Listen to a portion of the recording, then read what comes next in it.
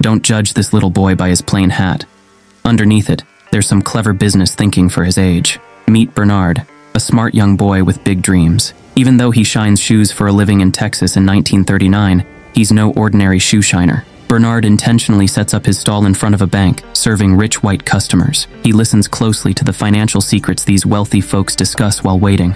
After they leave, Bernard diligently writes down these valuable financial insights in his notebook. Despite the racial discrimination in Texas during that time, Bernard has a lifelong dream: to become a banker. His father sadly tells him it's impossible, but Bernard is determined. Fast forward 15 years, and Bernard, now a grown-up, moves to Los Angeles with his wife Eunice and kids. The racial discrimination is not as severe there, so he decides to start his business. The family faces challenges, living in a run-down room at a relative's place. Still, Bernard promises Eunice that they will move out soon. Bernard begins his journey as a real estate agent in Los Angeles. While searching for houses to sell, he keenly observes that the black community is overcrowded, while the white community has many empty houses. Seeing a business opportunity, he notices a rundown apartment near the black area. Despite the apartment's poor condition, Bernard recognizes its strategic location. He approaches the white owner and proposes a deal. He offers $30,000 upfront and an additional $5,000 once he rents out all the rooms. Although the owner admires the idea, he's hesitant about the risk.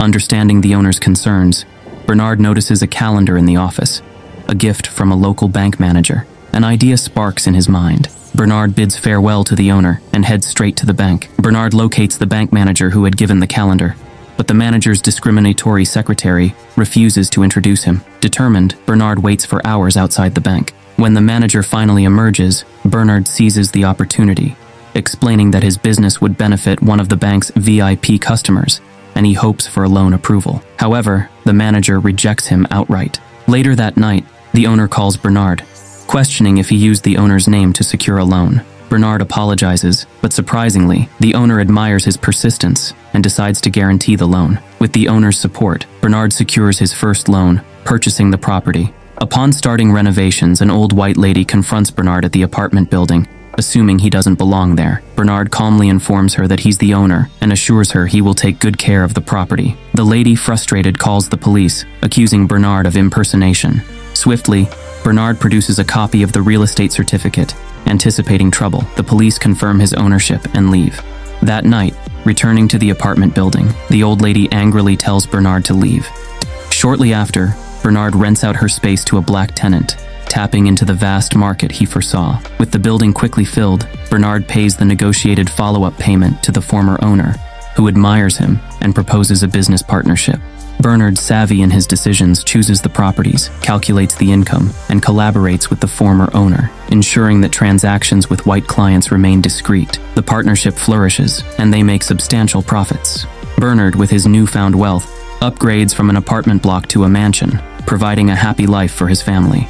However, the former owner, Bernard's business partner, who was elderly and frail, suddenly passes away a few years later. Bernard faces a challenging situation, as his equity in the company is inherited by his wife, who holds strong discriminatory views against black people. She offers to buy Bernard's shares at an unfairly low price, threatening to sue him if he disagrees. In an era marked by racial bias, Bernard knows that court judgments may not favor him against a white widow. However, he needs a witness to testify about his cooperative relationship with the old owner. The bank manager, initially a potential ally, has already sided with the widow, leaving Bernard disappointed. Standing in the bank, where he has often faced scorn due to the color of his skin, Bernard conceives a bold plan. Observing that the building houses 4 banks, each shutting its doors to him, he decides to buy the entire building. This strategic move aims to challenge and eliminate discrimination.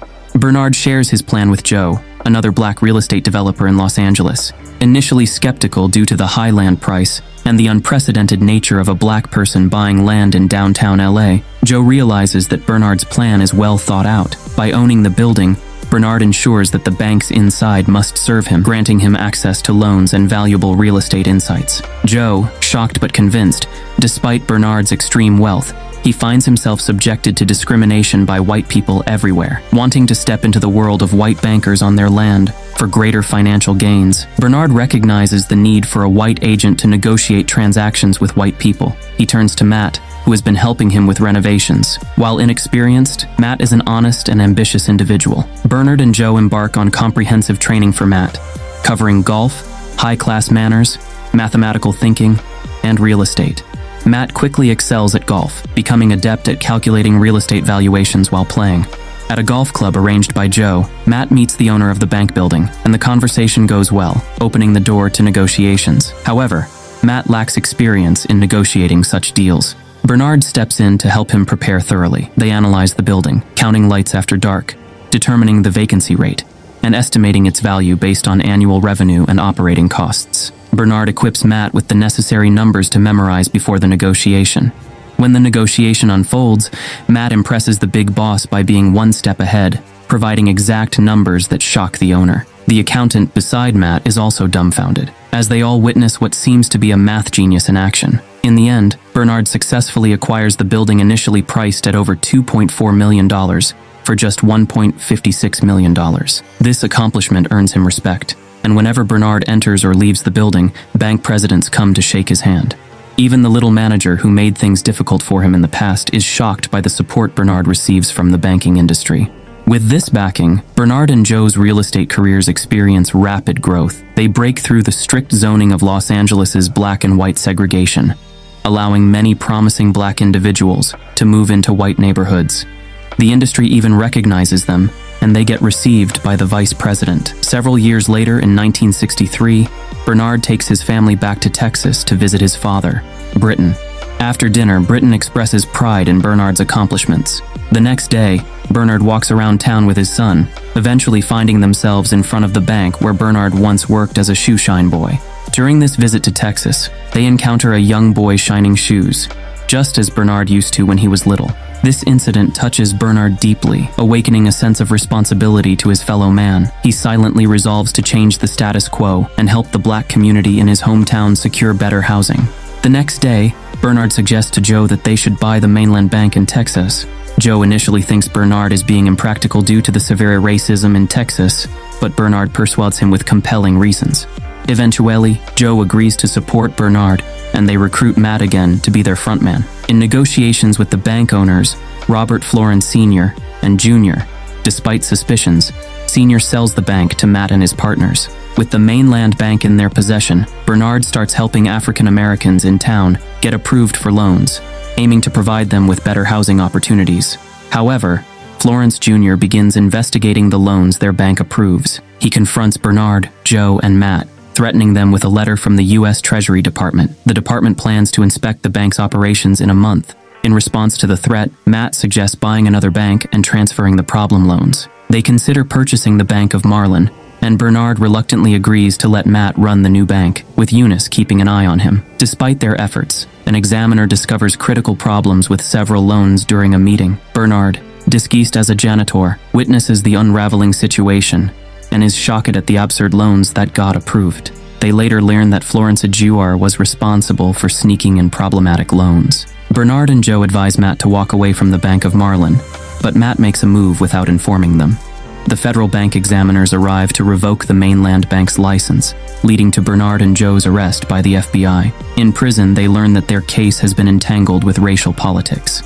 Matt considers testifying against them in exchange for freedom. Bernard, later offered an immunity deal, decides to speak out against racial discrimination during the Senate hearing. The hearing results in their fortunes being decimated, and they receive federal prison sentences. Florence Jr. purchases the mainland bank at a fraction of the price paid by Bernard and Joe. Matt Steiner, never charged with any crime, later helps Bernard and Joe by informing them about the government's plan to seize their assets. Several years later, after their release from prison, Bernard and Joe reveal to Eunice that they have properties next to each other in the Bahamas. Matt's call before his testimony was to Bernard, seeking forgiveness. In return, Bernard asked for a favor to protect their assets before the government seizure.